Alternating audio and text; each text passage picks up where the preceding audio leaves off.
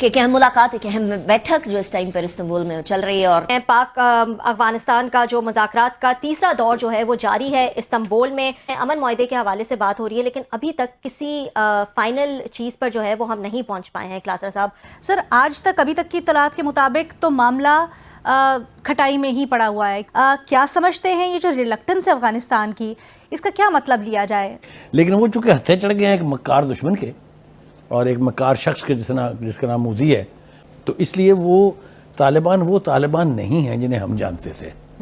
एक नई पौध जिन्हें जन्म ले लिया है, या यूं कहिए कि वो है ड्यूरल लाइन का जो असल मसला ये है जो आपके दरमियान जो लाइन कहें या बॉर्डर कहें, जिसको हम बॉर्डर मानते हैं, अफगान जो हैं वो बॉर्डर नहीं मानते। आज का मसला नहीं है, it's since 47 onward. Afghan Taliban पहले तो जी वो क्लियर नहीं थे, उनके पास कोई एजेंडा अमन के हवाले से नज़र नहीं आ रहा था। अब वो तहरीरी मुआहदे से भी गुरेज कर रहे हैं, यानी कि तालिबान की रवैये की वजह से सूरत हाल मज़ीद पेचीदा हो गई है।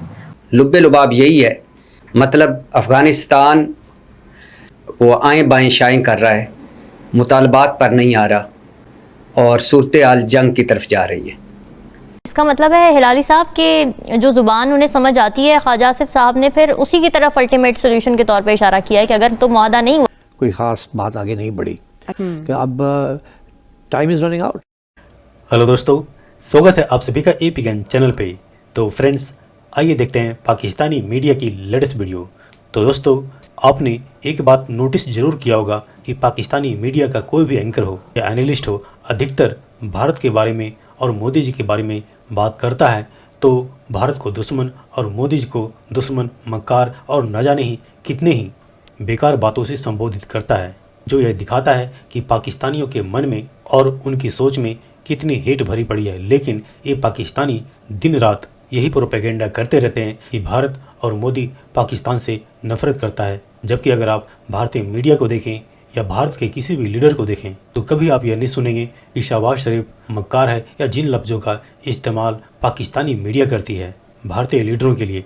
और इस समय जबकि पाकिस्तान की खुद की गलतियों के कारण अफगानिस्तान तालिबान के साथ पाकिस्तान की बननी पा रही है, तो ये पाकिस्तानी मीडिया उसका भी जिम्मेदार भारत के मोदी जी के माथे पे मढ़ रही है। तो ये है पाकिस्तानियों का हाल कि एक तरफ जहाँ पे अफगानिस्तान के खिलाफ, तालिबान के खिलाफ जहर उगल रहे हैं, आए दिन उनको धमकी दे रहे हैं युद्ध की, जब उस पे अफगानिस्तानी रिएक्ट कर रहे हैं तो ये पाकिस्तानी कह रहे हैं कि भारत सब कुछ करवा रहा है।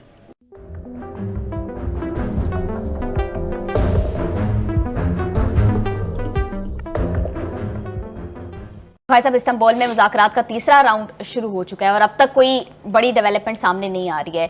क्या आउटकम देख रहे हैं आप इसकी?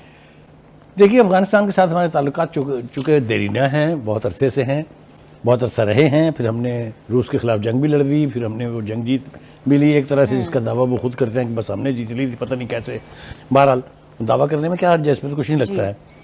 तो उन ताल्लुकात की नौइयत को सामने रखते हुए हमारा ख्याल ये था कि जब हम उनके साथ मुज़ाकरात की टेबल पर बैठेंगे तो कोई ना कोई बात बन जाएगी। यानी इतना पॉजिटिविज़म पाकिस्तान की तरफ से था।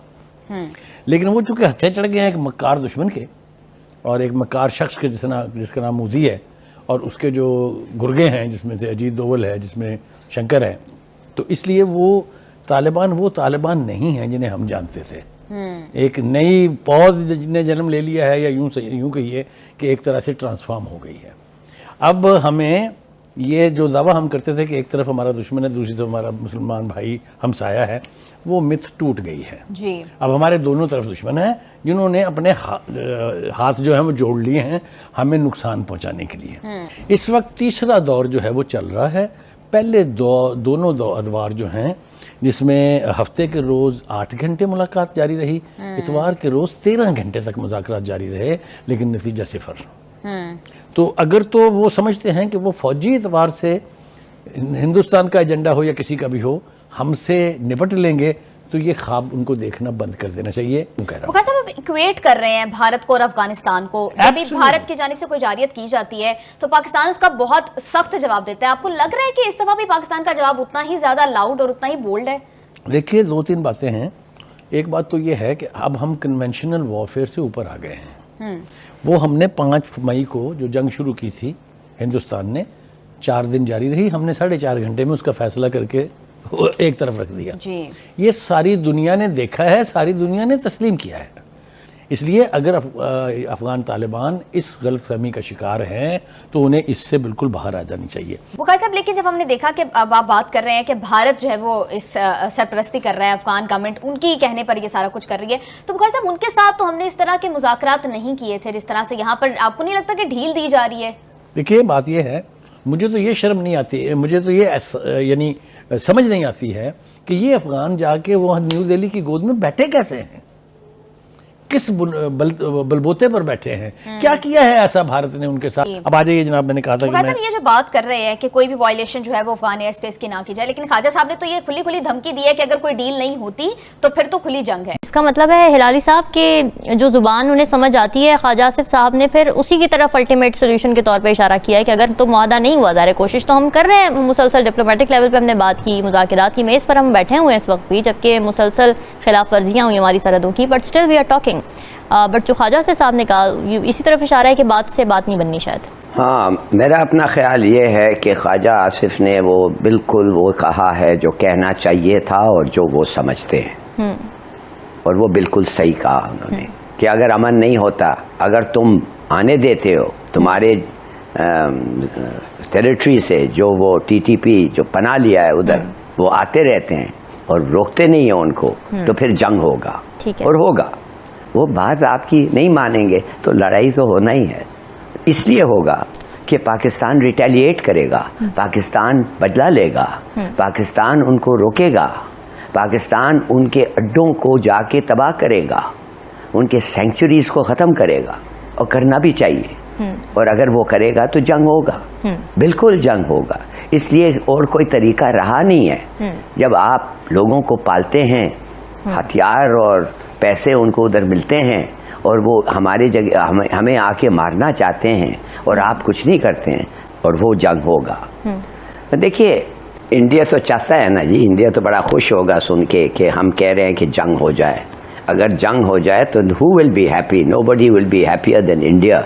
वो तो उनका काम और भी आसान हो जाएगा। तो देखिए बात असल ये है कि ये जो है अगर आप इनके अफगान हिस्ट्री देखें ना, तो आप देखेंगे कितना इनका रिलेशनशिप हिंदुस्तान के साथ एक ज़माने में इतना अच्छा हो गया कि हिंदुस्तान ने इनका पार्लियामेंट इनको बना के दिया। इनका पता नहीं वो पैलेस भी शायद बना के दिया है, वो जो बादशाह रहते थे, पार्लियामेंट तो मुझे पक्का पता है बना के दिया है उनको। तो India has always use them. ये मर्सनरीज को पैसे देते हैं, $1 बिलियन दे रहा है इंडिया भाई। हमें क्या क्या नहीं करना पड़ता है $1 बिलियन के लिए। इंडिया ने कहा ये लो, ये खुश नहीं होंगे?